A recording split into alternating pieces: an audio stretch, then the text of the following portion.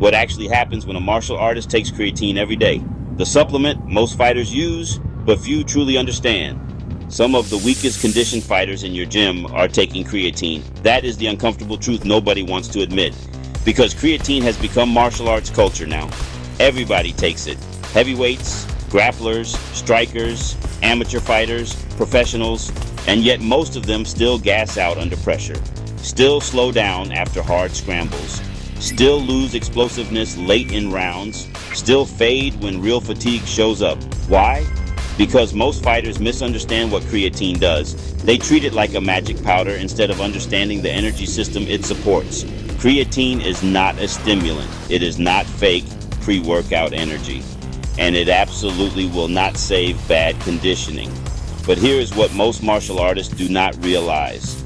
Every explosive movement in combat sports, every blitz, level change, takedown shot, scrambling, throw, knockout combination, or violent escape off the cage depends on a fuel system that dies within seconds. And creatine directly feeds that system, not theoretically, physiologically. The strange part? You will not feel anything when you take it. No rush, no stimulation, no sudden aggression, no anime power-up transformation, which is exactly why so many fighters quit using it too early or completely misunderstand its purpose. Because creatures do not announce itself. It quietly changes your ability to repeatedly produce explosive force over weeks and months of training. And today, we are breaking down exactly what happens inside the body when a martial artist takes creatine every single day. Not supplement company hype, not gym myths, not influencer nonsense, actual physiology. And by the end of this video, you are going to understand why creatine is one of the few supplements in sports science with evidence so overwhelming even the skeptics stop fighting it. A fight is not steady state cardio. It is repeated explosions. You throw combinations, you sprawl, you clinch, you scramble off the wall, you explode into a double leg, you bridge, you fight grips, you fire knees and elbows under fatigue. All of that depends first on the phosphocreatine energy system. The body stores a small amount of ATP, the immediate fuel for muscular contraction, but ATP burns extremely fast. In hard explosive movement, you can drain it within seconds. So the body uses phosphocreatine to rapidly regenerate ATP before slower systems take over. That system is your first gear in combat sports. And creatine supplementation increases the amount of phosphocreatine available inside muscle tissue. Not infinitely, not magically, but enough to matter.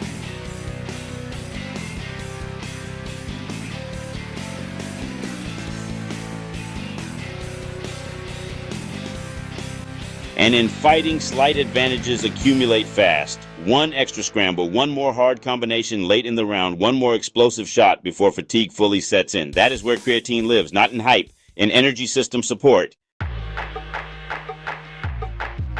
Why don't I feel anything? Because creatine is not a stimulant. A lot of martial artists expect it to hit like caffeine. It does not. You do not take creatine and suddenly feel aggressive, energized, or laser focused. What changes are subtler than that? The ceiling on your high-intensity performance rises over time. That is why many fighters misunderstand it. The effects appear inside the training itself. Strength and explosive power. This is where the research becomes extremely clear. Creatine consistently improves.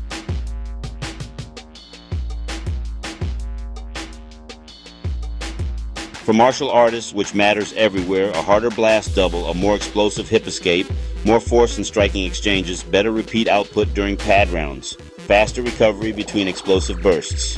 The mechanism is straightforward. More phosphocreatine means faster ATP regeneration during maximal effort. That allows you to sustain peak force output slightly longer before fatigue takes over. And over months of training, that creates a massive downstream effect. More total quality work. More total quality work means more adaptation. That is how stronger fighters are built. Not through magic, through accumulated training output, where creatine helps fighters most.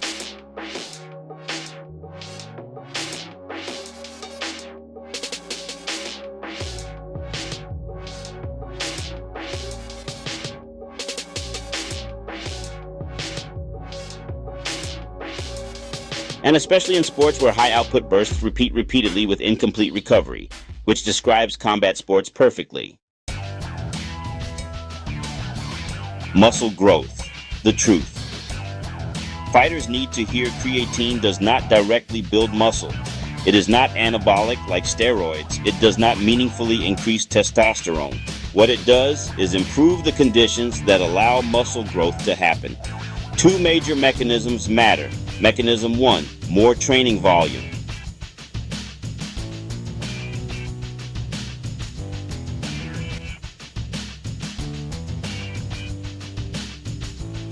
Then over time you accumulate more training stimulus, and stimulus drives adaptation.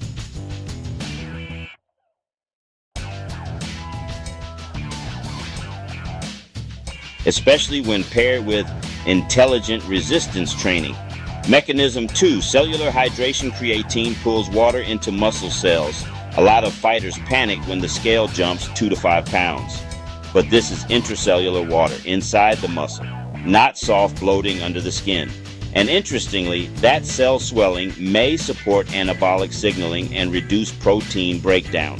Translation, your muscles become better supported for growth and recovery and damage reduction.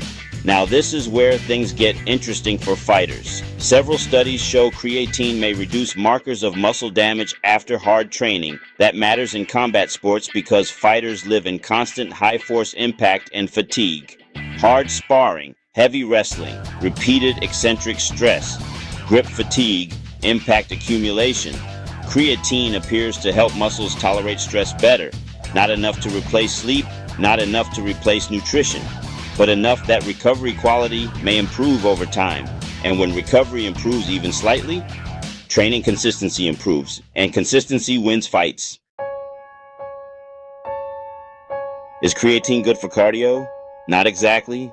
If you are training for a marathon, creatine is not your miracle supplement. It does not improve VO2 max, aerobic economy, lactate threshold. But combat sports are not pure endurance sports.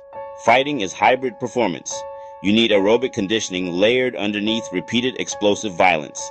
That is where creatine becomes valuable, because it helps preserve repeated sprint output and explosive performance deeper into fatigue, late round scrambles, late round striking exchanges, late round takedown attempts. That is where many fighters break mentally and physically.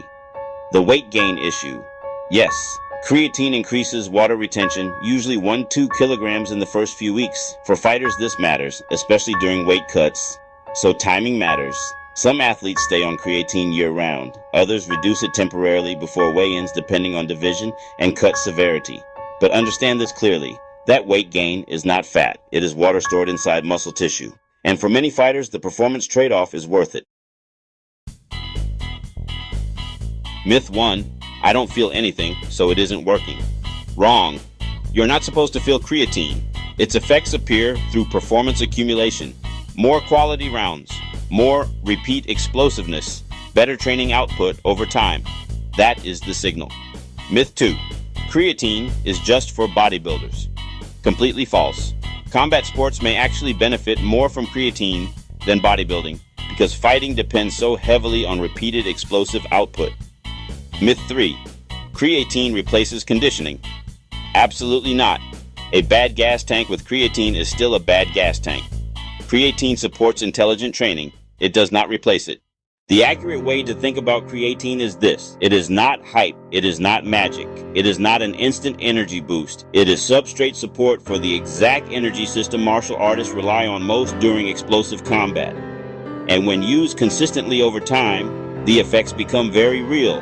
More output, more quality work, better repeat explosiveness, potentially improved recovery, and even cognitive resilience under stress and fatigue, which makes creatine one of the few supplements in combat sports that genuinely deserves its reputation.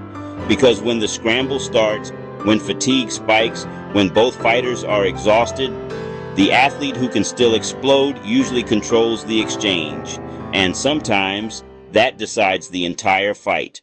If this video helps you understand creatine at a deeper level, hit the like button and subscribe for more evidence-based martial arts performance breakdowns. Comment below. Have you noticed a difference from creatine in your training, or are you still skeptical? And share this video with a fighter who thinks creatine is just water weight. because most martial artists are training hard, but very few understand the systems powering their performance. If you want to add creatine to your supplement game, click on the link below. Use my discount code KTyson at checkout and receive an extra 20% off.